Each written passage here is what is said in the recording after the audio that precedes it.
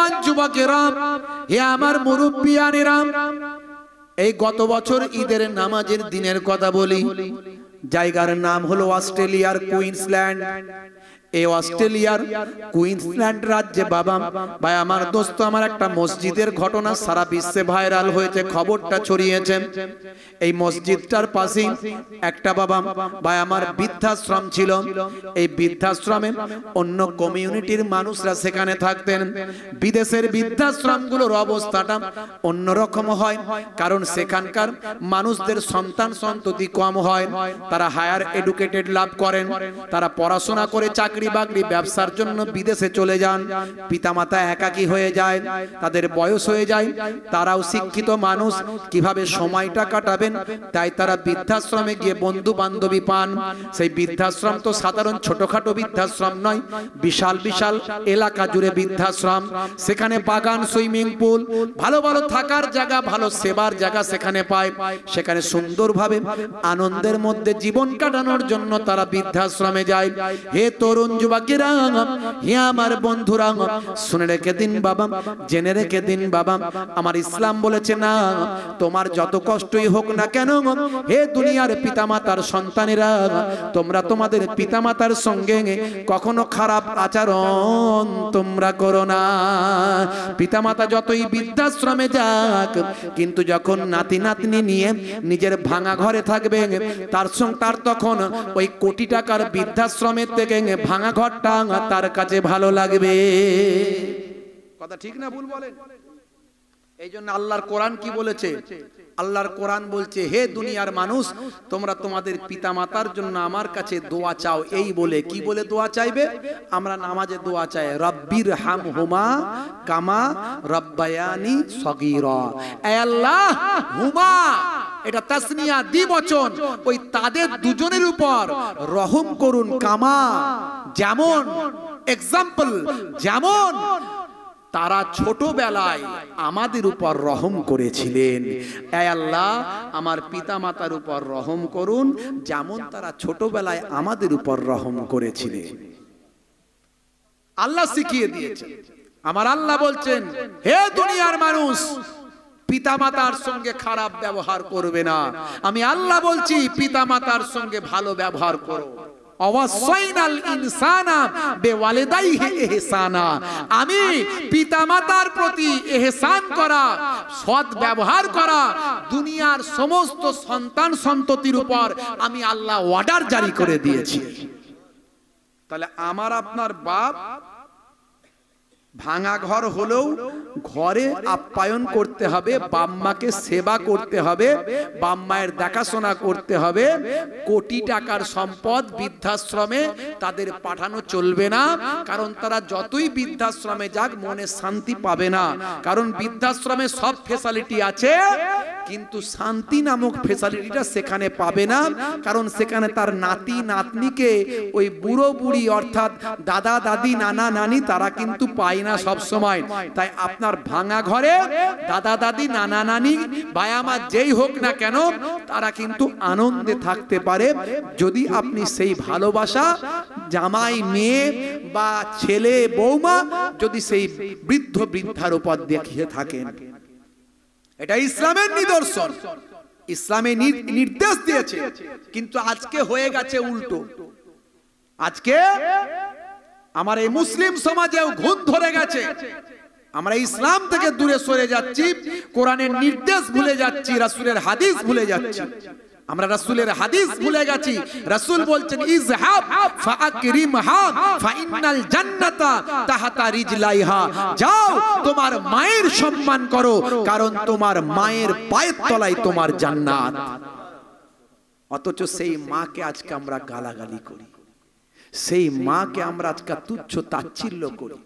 সেই মাকে অসুস্থ হলে আমরা ডাক্তার দেখানোর জায়গায় আমরা তাকে বলি, মা এইরকম বুড়ো বয়সে একটু রোগ টোগ হবে, মা মানিয়ে নিয়ে চলো, শরীর খারাপ তো আর কি করব, কত টাকা খরচা করব, আর ডাক্তার দেখাতে পারি না। মায়ের হৃদয়টা ভেঙে যায়, কষ্ট হয়। বুড়ো বাপ ঘরে বসে থাকে, কোনোদিন একটু ভালো খাবার এনে দেয় না।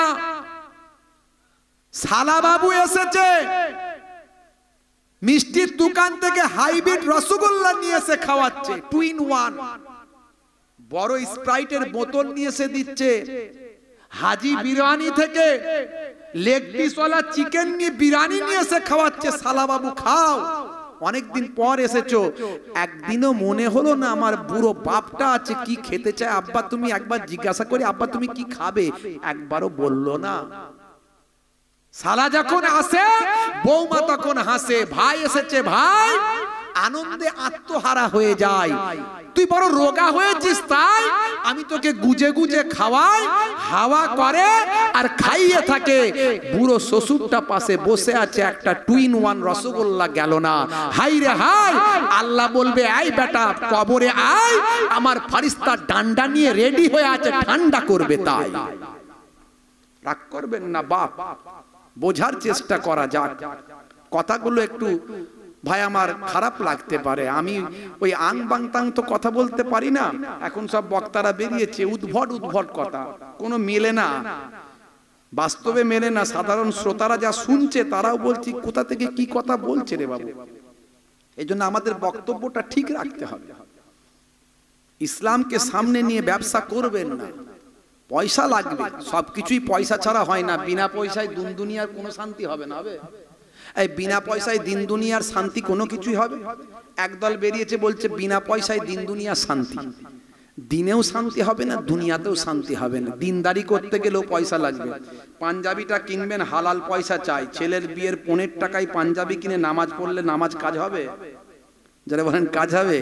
খুব নামাজ পড়ছেন, টুপি সুপি সাহেব সেজে বসে আছেন, ঘরে ছেলে বউ সুদের টাকার কারবার করে, লটারির টিকিট কাটতে যায়, ভাই আমার হারাম খাদ্য খায়, আপনার নামাজ কাজ হবে? আপনার ইবাদত কাজ হবে? আপনি কবার নিষেধ করেছেন? অত সহজ নয়, আল্লাহ আপনাকে ছাড়বে না গার্জেন হিসাবে।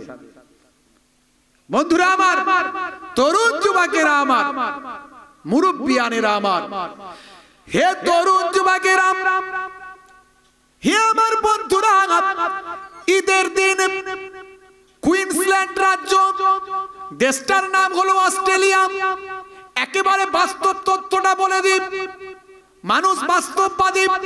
হে জওয়ান যুবকেরা, হে আমার মুরব্বিয়ানেরা, শুনে রেখে দিন বাবা, জেনে রেখে দিন বাবা। ওই বৃদ্ধাশ্রমে একজন বৃদ্ধ থাকতেন, ওই বৃদ্ধর নাম হলো মিস্টার ব্রেইল। এই মিস্টার ব্রেইল হঠাৎ করে তিনি ঈদের দিন বুঝতে পারেননি, মুসলমানদের ঈদের দিনে যেখানে ঈদের নামাজ পড়া হয় সেই জায়গাতে একটু সাজানো হয়, সেই জায়গাটা একটু হই হুল্লোড় আনন্দের পরিবেশ তৈরি হয়। মুসলমান ঈদের দিনে একটু নতুন জামা কাপড় পরে ভালো মন্দ খাবারের ব্যবস্থা করে। ভাই ঈদের দিনে একসঙ্গে নামাজটা পড়ে কোলাকুলি করে, ছোটদের সঙ্গে বড়দের ভাব বিনিময় তৈরি হয়। হে তরুণ যুবকেরা, ঈদের দিনে স্বাভাবিক একটু হই হুল্লোড় পরিবেশ হয়। বৃদ্ধাশ্রমের পাশেই ছিল বিখ্যাত মসজিদটা।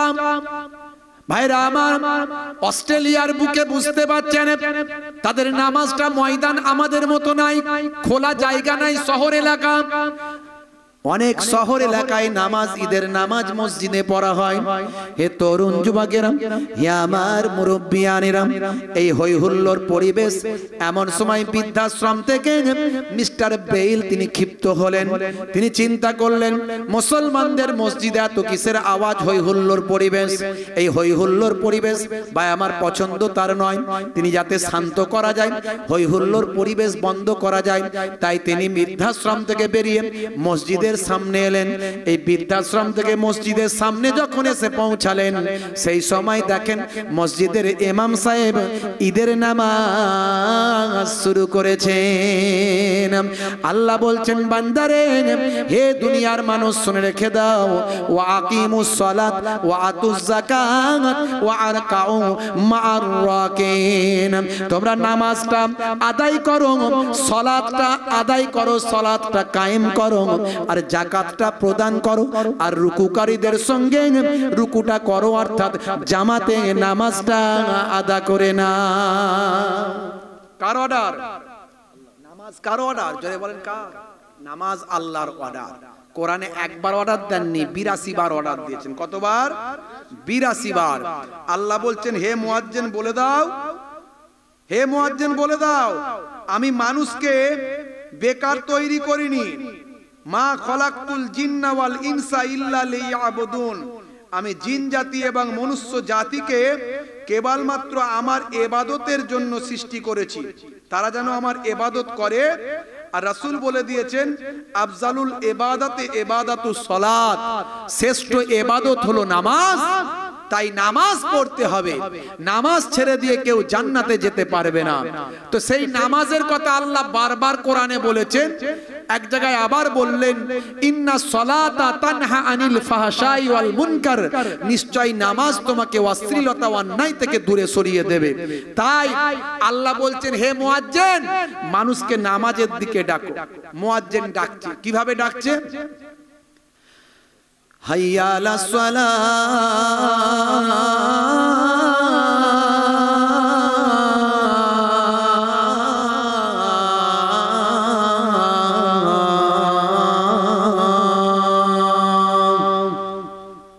এসো নামাজের দিকে এসো। এসো কিসের দিকে? এসো নামাজের দিকে এসো।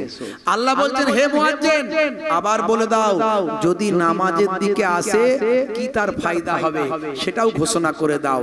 কার কথা? আল্লাহর কথা। জানিয়ে দাও কি হবে। হাইয়া আলাল ফালাহ,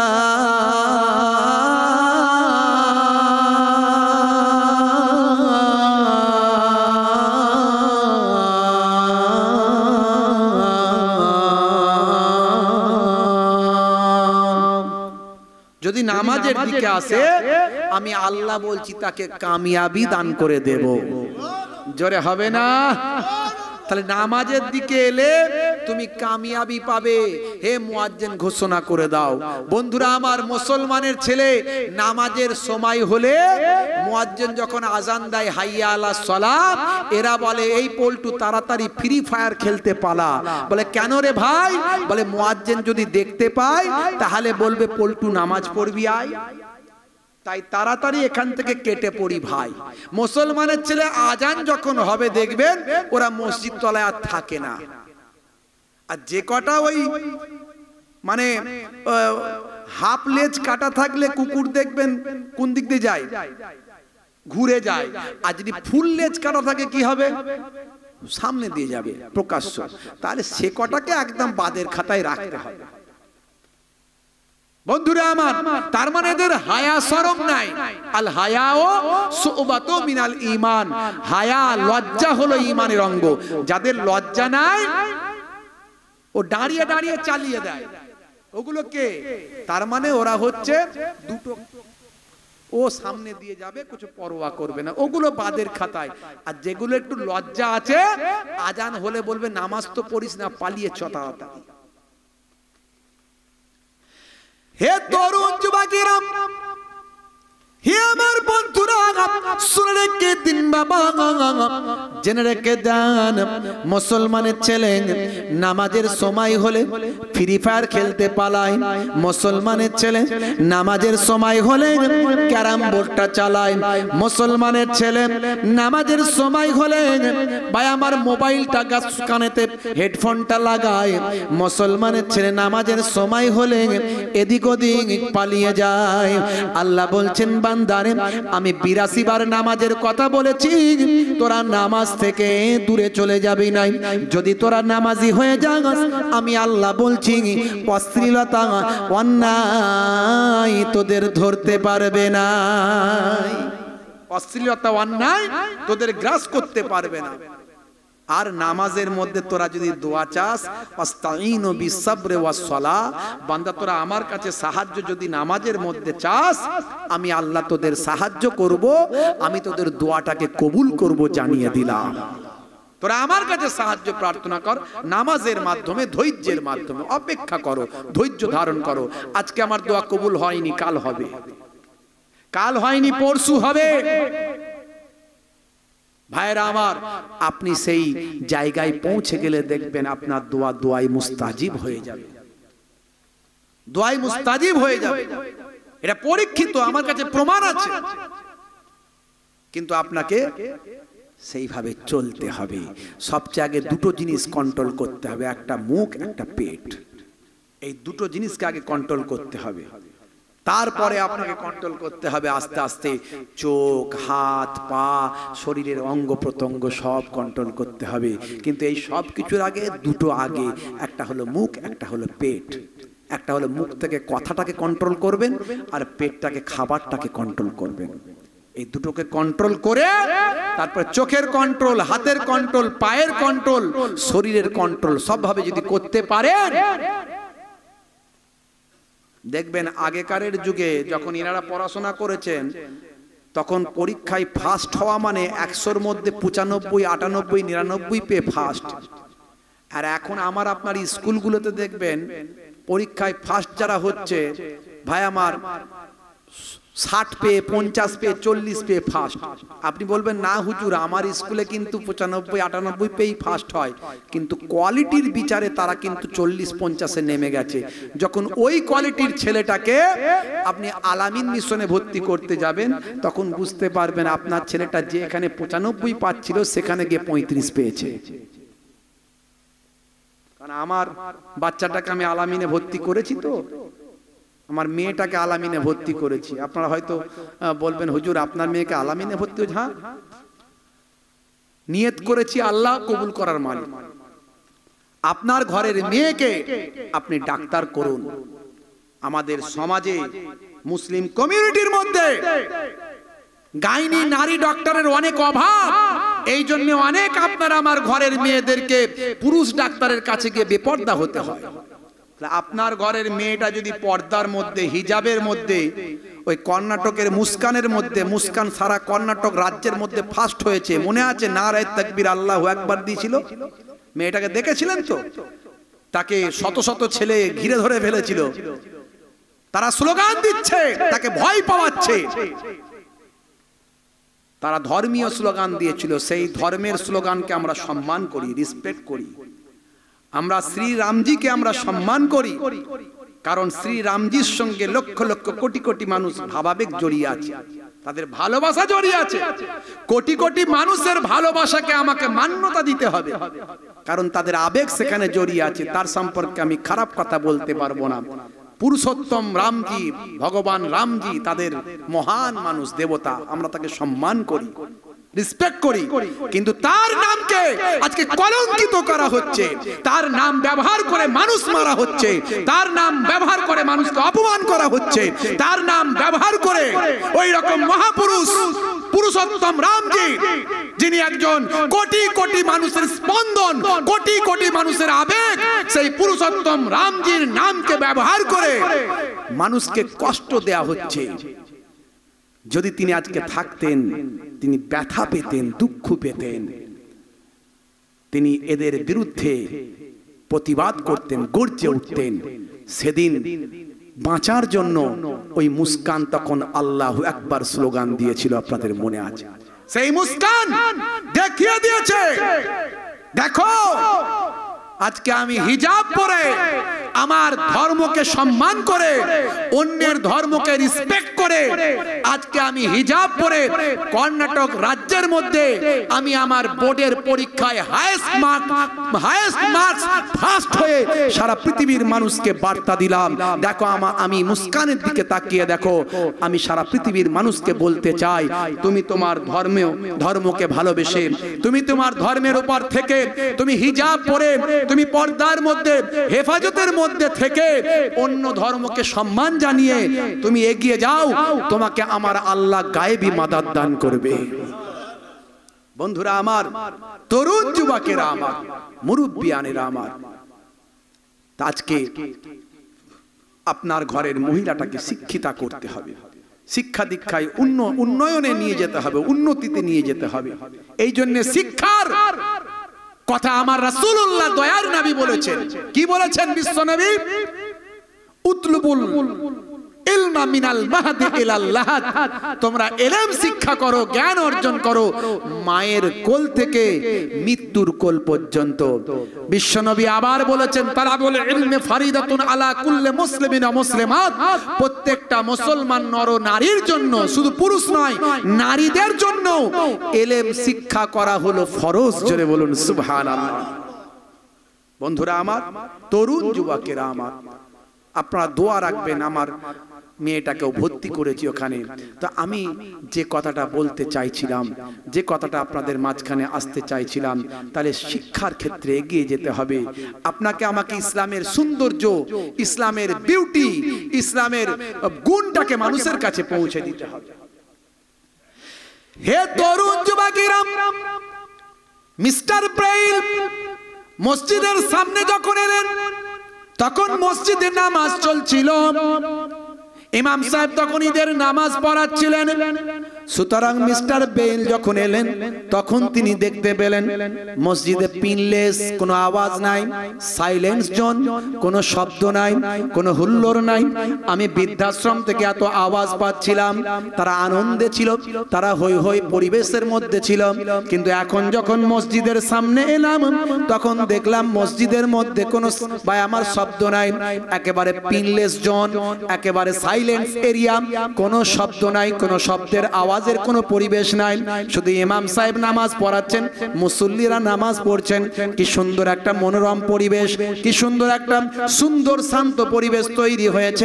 মিস্টার ব্রেইল বলেন, আমি টানা 50 মিনিট ধরে মুসলমানদের ঈদের নামাজ আমি লক্ষ্য করলাম। হে তরুণ যুবকেরা, হে আমার বন্ধুরা, নামাজটা হলো এত সুন্দর একটা জিনিস। বড় বড় অথার পণ্ডিতেরা নামাজ অধ্যয়ন করেছে, বড় বড় মনীষীরা নামাজ নিয়ে গবেষণা করেছে। ভালো করে ইতিহাস পড়ে দেখুন, বিভিন্ন ধর্মের বিভিন্ন সম্প্রদায়ের মানুষ তারা নামাজ নিয়ে গবেষণা করেছেন।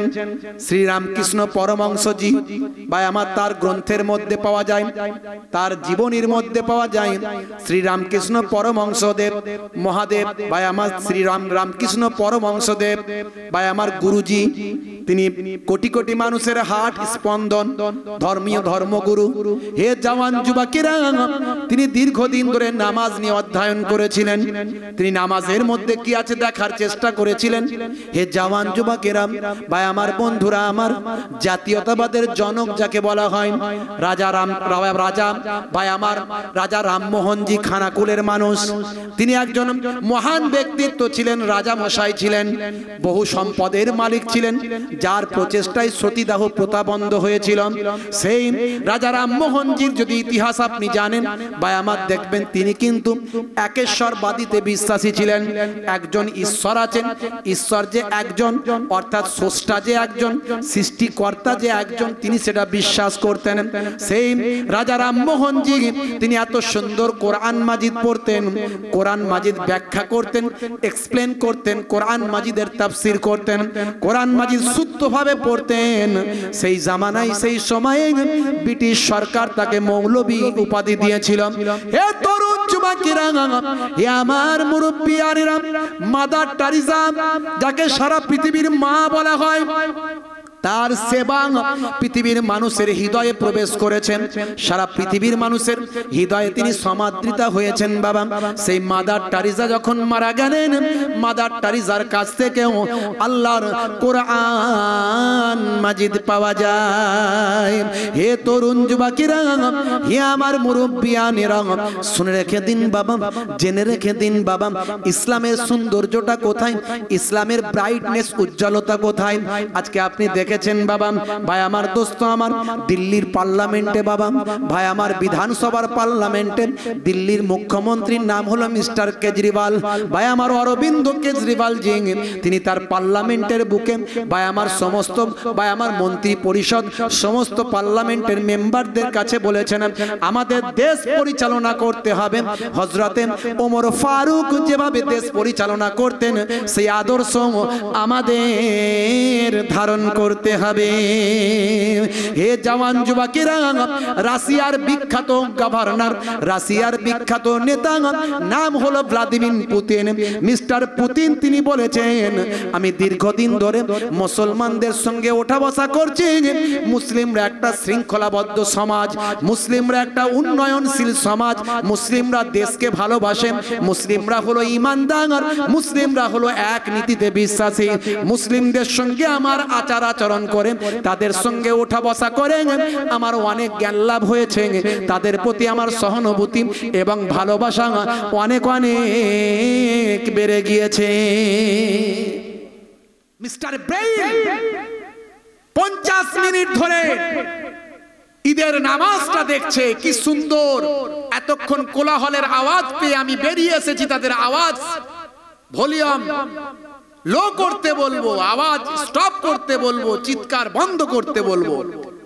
এখন এসে দেখেছি তাদের থেকে শান্ত পরিবেশ আর কোথাও হতে পারে না। একজন নামাজ পড়াচ্ছে, সারা মসজিদটা পিনলেস এরিয়া, কোনো পিন পড়ারও আওয়াজ নাই, এত স্তব্ধ পরিবেশ। 50 মিনিট ধরে মুসলমানদের নামাজ দেখলেন মিস্টার ব্রেইন। নামাজের পরে, ঈদের নামাজের পরে আমরা কোলাকুলি করি, মুআনেকা করি, একে অপরকে বুকে জড়িয়ে আপ্যায়ন, আলিঙ্গন, একে অপরের সুখ দুঃখ ভালোবাসাকে ভাগ করে নিই, একে অপরের মনোমালিন্য দুঃখ যন্ত্রণাকে ভুলিয়ে দিই।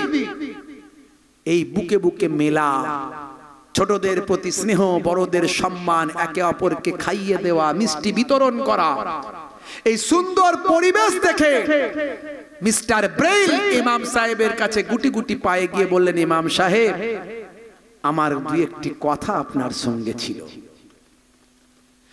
হে তরুণ যুবকেরা, হে আমার বন্ধুরা, হে আমার মুরব্বিয়ানেরা, শুনে রেখে দিন বাবা, জেনে রেখে দিন বাবা, হে মুসলমান একটুখানি লক্ষ্য করুন। এমন সময় ইমাম সাহেবকে গিয়ে বলেন, প্লিজ আমার কথাটা একটু শুনুন, প্লিজ অ্যাটেনশন, প্লিজ আমার দিকে একটু অ্যাটেনশন দিন। হে ইমাম সাহেব, আজকে আপনার ঈদের দিনে আপনাকে আমি হয়তো আপনার কাজেতে বিঘ্ন ঘটাতে এসেছি, তো কিছু মনে করবেন না, প্লিজ মার্সি, আমাকে ক্ষমা করবেন, আমাকে মার্সি করবেন।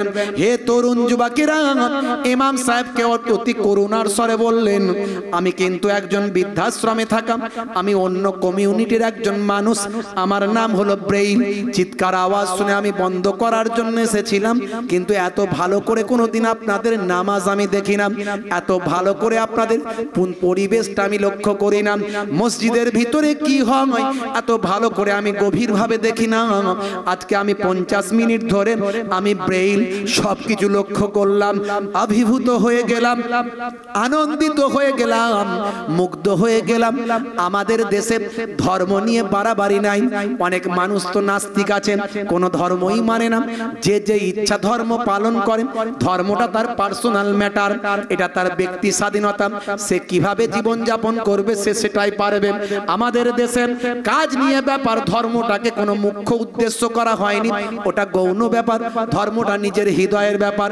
ধর্ম নিয়ে কোনো বিভাজন, কোনো রাজনীতি, কোনো ঝামেলা, কোনো মারপিট কখনো হয় না।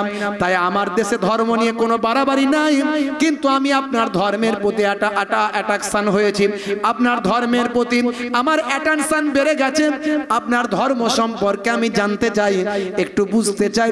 আচ্ছা, এটা যে হলো নামাজ, এই নামাজের মধ্যে কি আছে দেখতে চাই। আপনার নামাজ পড়ার আগে প্রাথমিক অবস্থায় কি করতে হয় বুঝতে চাই, আপনার ঈমান যেটা বলেন এই ঈমানটা কি জিনিস একটু বুঝতে চাই। হে তরুণ যুবকেরা, হে আমার বন্ধুরা, ইমাম সাহেবের বক্তব্য কিছুক্ষণ শোনার পরে মিস্টার ব্রেইলের চোখ দিয়ে ঝরঝর করে পানি ঝরে যায়। অবশেষে নিজের আনমনে, নিজের অগোচরে তিনি যেন নিজের হৃদয় থেকে বের হয়ে আসে। পড়িয়ে দিন সেই মহানবীর কালেমা, কালেমা শরীফ পড়ে মিস্টার ব্রেইল তৎক্ষণাৎ ঈমান গ্রহণ করে নেয়। ইসলামের সৌন্দর্য আজকে আমরা মানুষের কাছে পৌঁছাতে পারি না, আজকে আমরা ইসলামকে বোঝার চেষ্টা করি না। আমরা আজকে ইসলামের দোহাই দিয়ে ইসলামকে ক্ষতি করছি।